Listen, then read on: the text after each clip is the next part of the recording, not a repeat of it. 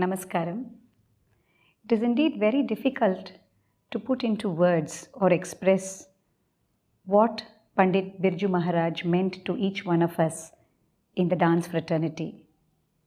This kind of grief is very difficult to express in words because they are simply inadequate. This grief can only be felt and experienced. But today, it is time for us to cherish those things that he left behind for us. That childlike innocence that he exuded off stage and on stage. His wit and humor that is definitely to be imbibed by each one of us. And the quality of being able to communicate both to the commoner as well as to the astute with ease. These are things that I will remember and cherish, and I hope to learn from that. नमस्कार, मेरी भावपूर्ण श्रद्धांजलि पंडित बिरजू महाराज जी को। मेरा आज कथक नृत्य में आना, इसका कारण और इसका श्रेय मैं केवल बिरजू महाराज जी को ही देता हूं। बचपन से ही मुझे नाचने का बहुत शौक था और मैं जो भी गाना रेडियो में बजता था उसके ऊपर नाचा करता था और मेरा चॉइस खास करके क्लासिकल गाने के ऊपर नाचना, ये मेरा शौक था। काफी दिन हो गए, तब कुछ मेरे दोस्तों ने कहा, अरे यार तुम डांस क्यों नहीं सीखते, डांस सीख लो तुम। तो ठीक है, डांस सीखते हैं, पर घर में तो उसका विरोध था।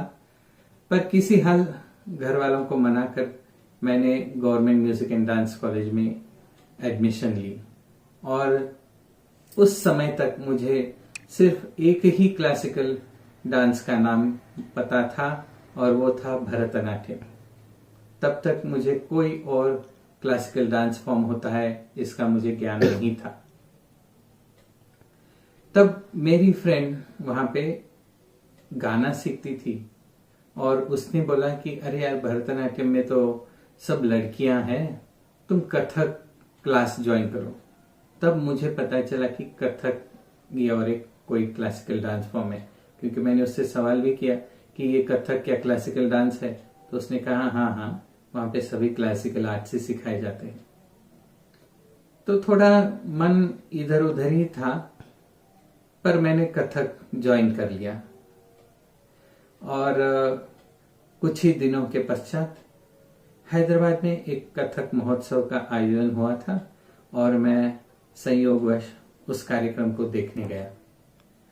तब पंडित बिरजू महाराज जी उनके अनेक शिष्यों के साथ वहां प्रदर्शन के लिए आए थे और एक से बढ़कर एक डांसर्स थे और महाराज जी, उनका नृत्य मैंने देखा और मेरे दिल के ऊपर ऐसी छाप पड़ गई कि मैंने सोच लिया कि जिंदगी में ऐसा नाच मुझे नाचना है, मुझे यही डांस सीखना है और मुझे यही डांस सबसे ज्यादा पसंद है, ऐसे मेरे मन को लगने लगा। और सिर्फ बिरजू महाराज की उस छवि को दिल में रखकर ही मैंने इस कथक नृत्य को अभी तक मेरे साथ में रखा है। It was 25 years back, I think, when Kalashram was just founded by Maharaj ji in the initial days. I had the privilege of playing there in Mayur Vihar, Delhi. I think I accompanied Anjana Rajan ji on Bharatanatyam. So when I entered just prior to our slot, I saw these beautiful children dancing Kathak dance. So being a percussionist, my attention was obviously drawn towards the tabla player, who looked very familiar, and he was a bit older than me. Then I wanted to go close and see who it was. When I went closer, I got the jolt of my life. It was Birju Maharaj ji himself accompanying on the tabla for the children, encouraging them. He was saying, "Wah, wah." And in fact, he saw me and said, "Aiye, aiye, bas 5 minutes aur." That day I decided I will not have any reservations in accompanying. I thought from that day that I should encourage children as it was in front of me. I should not have any reservations. That gesture of Maharaj ji had a great impact in my decision. Everything about Pandit Birju Maharaj ji was remarkable. Obviously, the most remarkable aspect was his complete mastery over his art. But those of us who have seen him over the years have noticed a few things. I certainly did. For instance, he had this habit of shaking his knees even when he was in a sitting posture and speaking to people casually.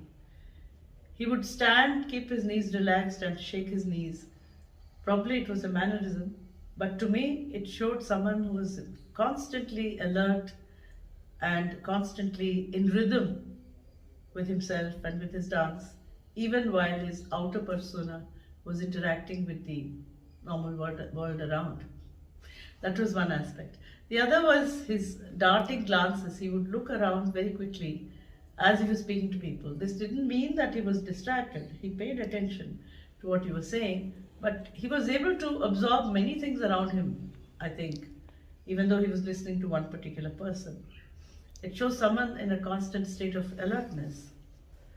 And he had this jocular way of speaking. It was semi-serious. He would joke. He had a sense of humor. And the twinkle in his eyes, accompanied by this shaking of the knees, could give the impression that he was not taking you seriously, but that was not the case. He was a person who had a very, very childlike nature, I would say. Just as a child observes everything, 100 things happening around, I think Maharaj ji was like a child. He was, in a sense, completely open to happenings around him, and at the same time, he would also focus on what was being said or what he was listening to. That was one thing that is remarkable. The other remarkable feature was that he had a very sharp memory, I think. I can say this from my own experience because in the initial stages of my career as a young dancer, I would go and often pay respects to him. I used to roam around Mandi House area, which is the cultural hub of Delhi, you could say. And he was teaching in that area, in Kathak Kendra. And I would often call on him and meet him just to pay my respects. There was no reason why he should remember how my career progressed over the years. But I do remember that after a long gap of 15 years, once when we met in a stage concert, which we were both attending, he suddenly beckoned to me and he said, "वो तुम्हारा देवदासी नृत्य का काम कैसे चल रहा है?" I don't see why he should have remembered this out of the blue. There was nobody to prompt him. But it just meant that if something went into his memory bank, he would remember it and he would recall it when he met the person. That was pretty remarkable for someone who had hundreds and thousands of admirers and many fawning young dancers milling around him all the time. There was no need for him to remember what a particular artist was doing, but he did.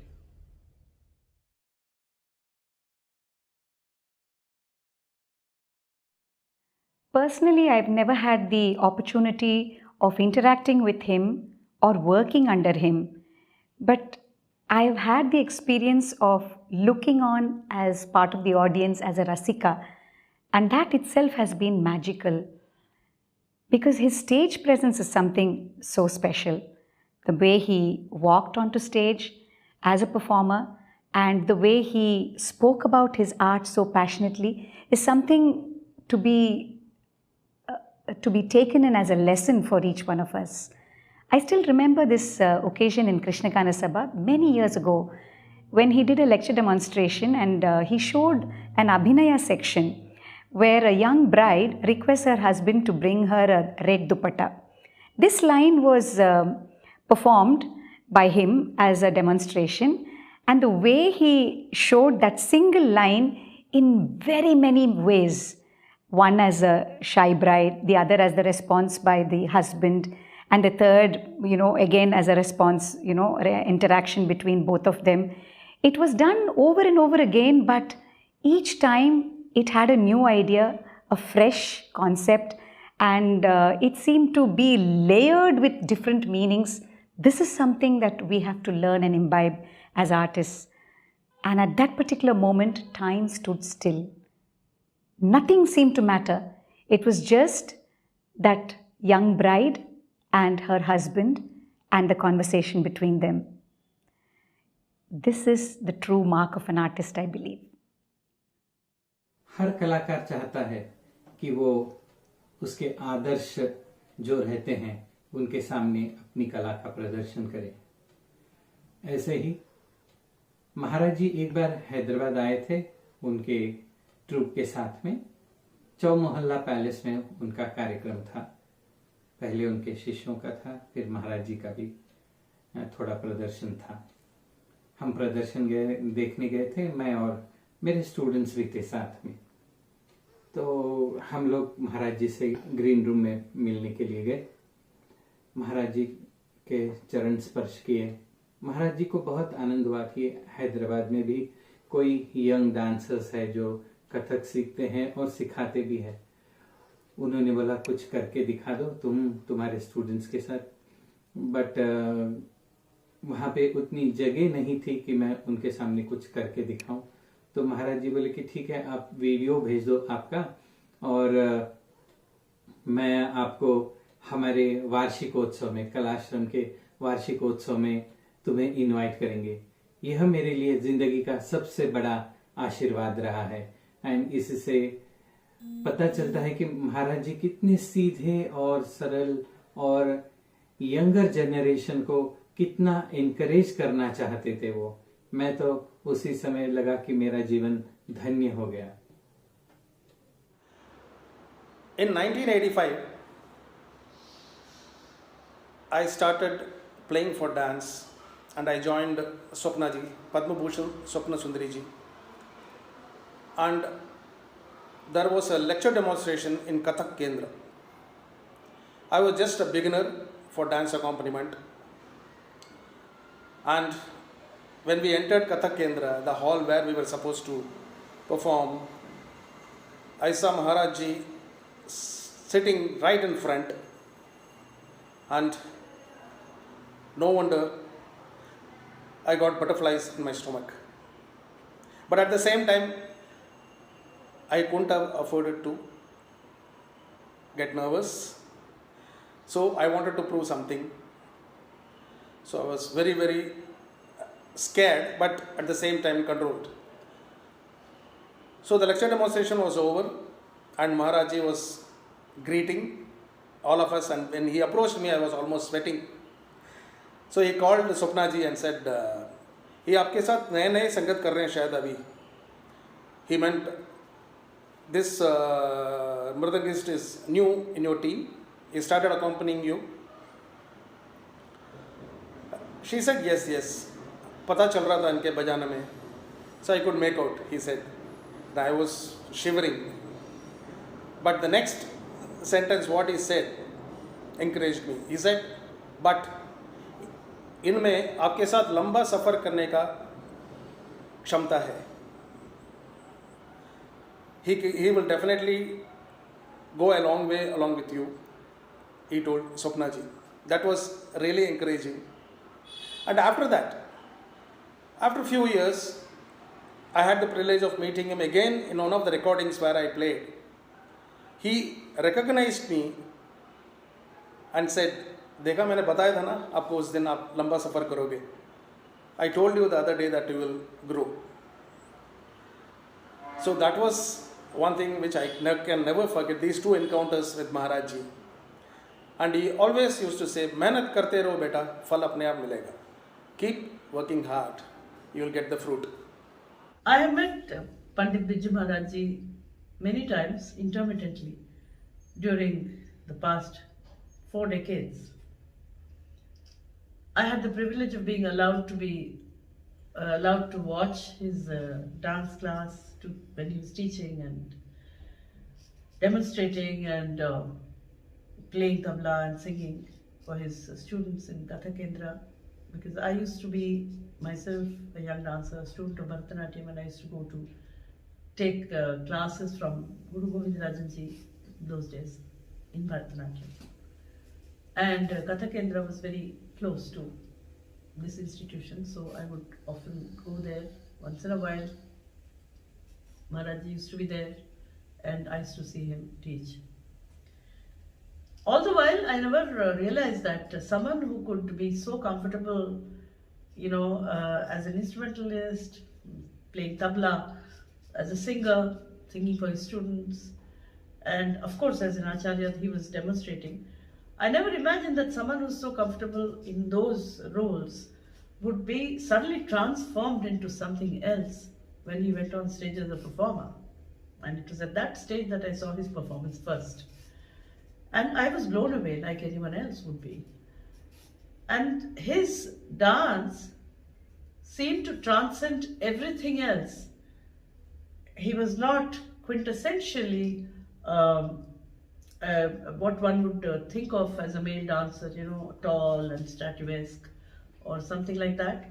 But when Maharaj went on stage, you saw Krishna, Shiva, or whichever character was portraying. You didn't see Birju Maharaj's identity.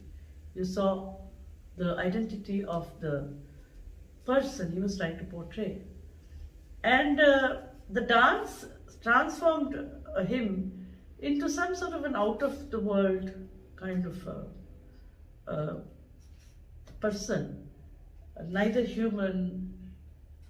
They said, Gandharv, this is the art of the Gandharvas. So he was like that. I did have the occasion to meet him later on again and had the privilege of sharing the stage with him many times, in the sense that he was the senior veteran artist, I was the young artist, so my performance would be featured first, and then later on, at the end, Maharajji's performance as a star attraction, that would be featured too. I was very fortunate to have joined the company of such veteran artists so early in life, and that's how I came to know them and to see them and to understand their art. Another occasion when I met him again was, other than the several times during concerts where I also featured and Maharajji featured, but there was also, there were occasions when we received awards, sometimes the same award on the same occasion, on the same year, or sometimes one after the other. And though those occasions were there, but then the occasion when we sat together and shared the stage, seated on the stage, also was memorable, because he would often joke, or he would, throw a remark about something one wears or something, some mannerism. He would always be joking and very friendly. So that is how, one was always very comfortable with someone like Maharaj. He had a way of making us laugh. So this is how, the last occasion was in Delhi, when we received an honor from an organization here. Maharajji had received it, and some of us, I also received it for Kuchipudi, contribution to Kuchipudi. And we sat together on the stage, and on that occasion too, he made some joke. And I have some photographs of that occasion somewhere. I think I can share that. So there were these occasions and interactions all through. It was always very, very, I would say, full of affection and very, very encouraging kind of vibes he would give to other artists, especially to younger artists. And that acts like a boost to our morale. So that is what Maharajji was about.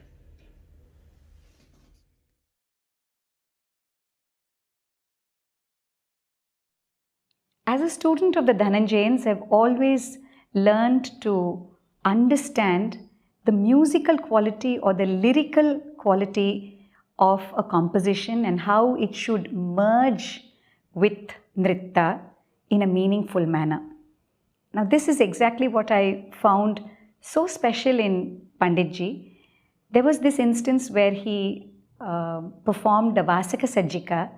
There was a Nritta passage showing a young maiden getting dressed, decorating the surroundings, and waiting for her beloved. But this Nritta section was done with a lot of abhinaya, completely merging with the Nritta passage, and finally it ended with the maidens striking a pose at the doorway, waiting for her beloved. This particular composition showed how beautiful the lyrical quality of the Sahitya merged with the Nritta bowls that he was using right through the composition. And this is exactly something that we must imbibe and we must learn as a lesson, a very important lesson of how they are not two different entities and how they could completely go one with the other. This is definitely due to his innate knowledge of music. He was a very good singer. He could play on the percussion instruments, the tabla. He was excellent at rendering the bowls, and of course, a great dancer to watch on stage. And this is truly so inspiring for each one of us. मैं यहाँ हैदराबाद में रहता हूँ. हम बिल्कुल दक्षिण भारत में रहते हैं. कथक एक उत्तर भारतीय नृत्य शैली है और पहले के दिनों में उतना हमें कथक का एक्सपोजर भी नहीं था हैदराबाद में. हैदराबाद में कथक की नींव रखी थी पंडित बिरजू महाराज जी के मामा जी श्री रामकृष्ण शुक्ला जी ने. मेरे गुरुजी स्वर्गीय आर गोपाल राव उन्हीं के शिष्य थे और उनके पास शिक्षण प्राप्त करके उन्होंने नेशनल स्कॉलरशिप पाके शंभू महाराज जी के पास भी शिक्षा प्राप्त की और उनका मैं शिष्य हूं. अब मैं रहता हूं दक्षिण भारत में. प्रांतीयता की छवि तो हर कला में आती ही है, ऐसा मुझे लगता है. I don't know.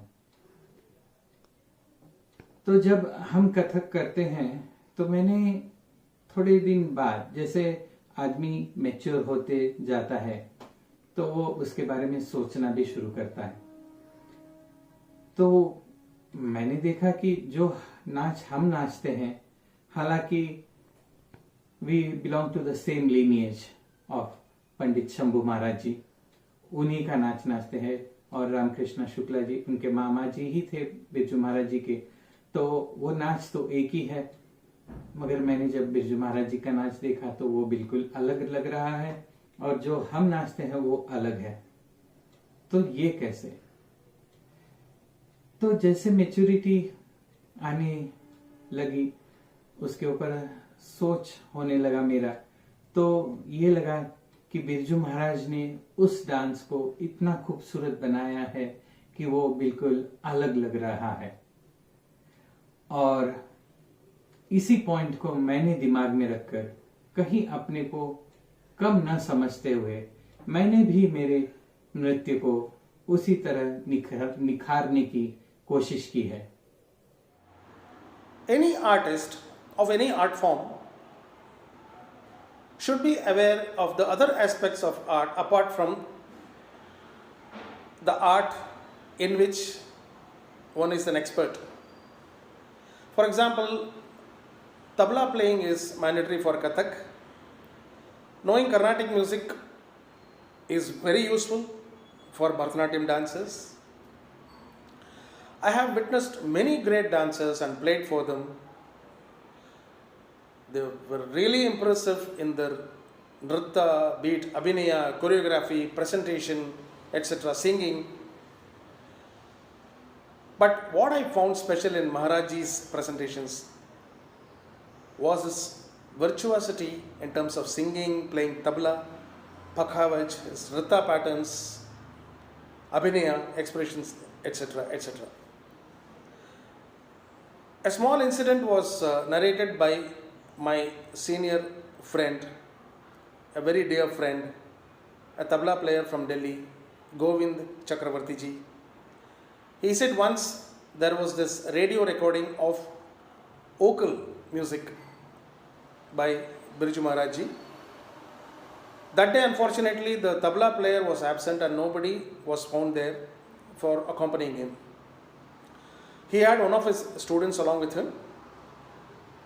He took the harmonium and started singing, asked that student to just give the theka, the basic theka. So he started singing, and when the solo part of tabla came, he shifted places, he went to the tabla and played that solo, again shifted back and started singing, and that student gave theka. Then he again shifted. So the recording was over without any problem. So this was the incident. I was really, the situation, you should be able to manage in any situation.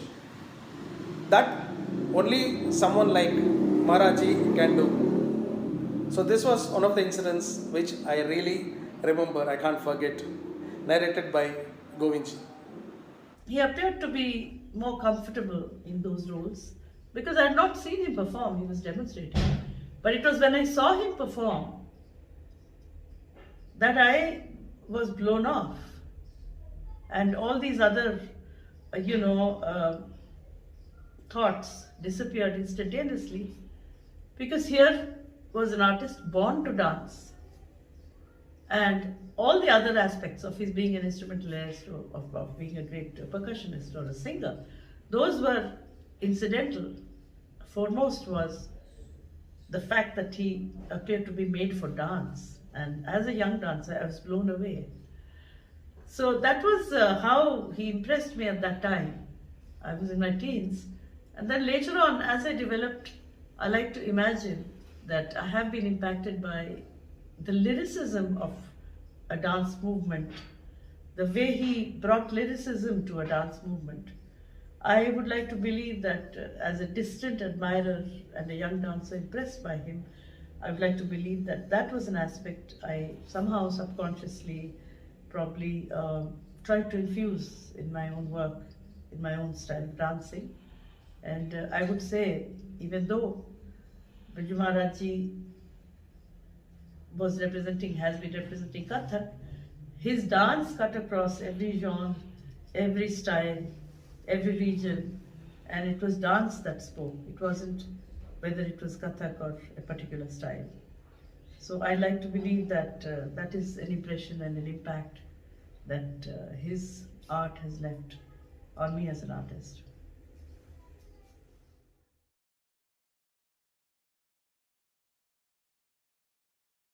The art is greater than the artist. However, when we say Kathak, we can't help but see the image of Birju Maharaj in front of our eyes. So much so that he symbolizes the art form itself.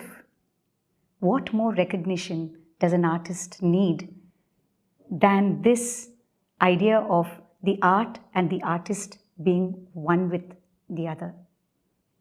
That was what Birju Maharaj really stood for. Chakshurbyam darshayet bhavam, meaning that the eyes was the most important tool for communication. We as dancers know that the entire body needs to speak. Our hands do the gestures, but if the eyes don't speak, then you are an absolute failure as an artist. And when the eyes do speak, then it makes it something very special. And Birju Maharaj ji was a classic example of this particular aspect. His eyes spoke, they darted, they made waves, they bore their way through different tunnels, all the time when the feet were dancing and doing the various movements, responding to the bowls, and yet these eyes traversed and communicated so much. This is something that I believe as an artist that we should internalize, take and make meaning of it. how to use the eyes, how in absolute moment of stillness it can overpower everything else and still say so much. Birju Maharaj ji has left behind a great legacy for each one of us, and we as the next generation of artists must continue and strive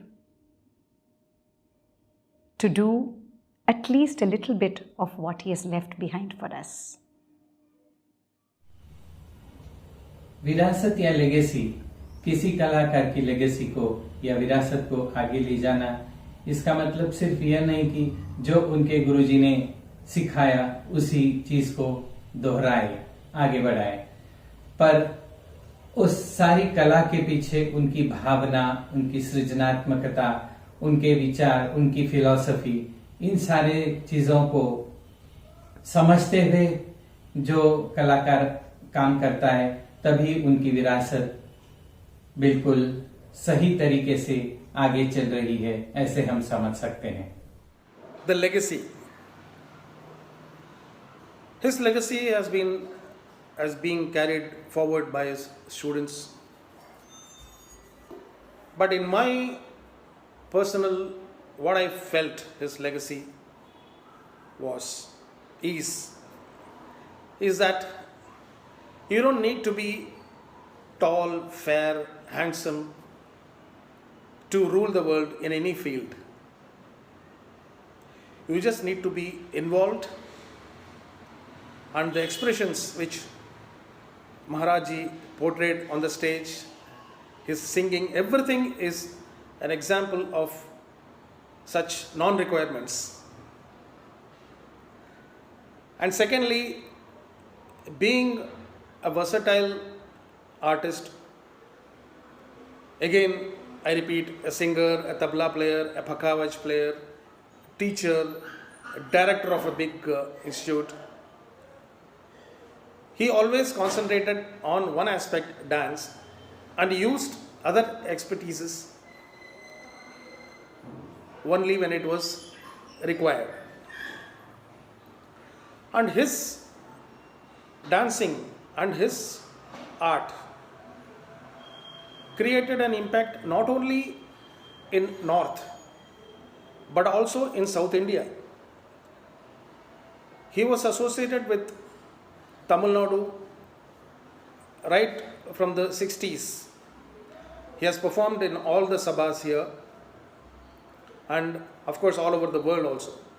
So particularly in South, in 1980 when he was in one of the conferences, Natya Kala conferences in Krishnagana Sabha, all top dancers here remember that particular legdom in which there was this newly married bride asking her husband, who is heading towards the market, to get her a red dupatta secretly. So that was interpreted by him in many ways. One doesn't remember the number of ways, but he was showing that at least, in 15 ways. So that was the impact of Maharajji's dance in South. So his legacy will be carried forward, though he is not going to be with us physically. We will all remember him forever, and his art will live forever. Dance is visible music. Music is invisible dance. And no artist better than Birju Maharaj ji enshrined this in their art. So someone like that, how does such an artist create a legacy? Is a legacy created by numbers of students? Is it created by the large repertoire you compose and bequeath? Is it created by the number of positions we hold in the world of dance, the exalted position one holds. No, how does a legacy get represented? How do you recognize this legacy? To me, a legacy is a set of responsibilities. The legacy is a philosophy, a vision. Legacy is the quality, the standard of the art which has been practiced by this veteran. And if people of subsequent generations recognize, respect, and emulate those standards, emulate those qualities, and enshrined within themselves, emulate it in such a way that the standards are maintained as had been maintained by the departed maestro, then I would say a legacy had been created. Therefore, you cannot have another Birju Maharaj, because he was unique, just as every outstanding artist is unique.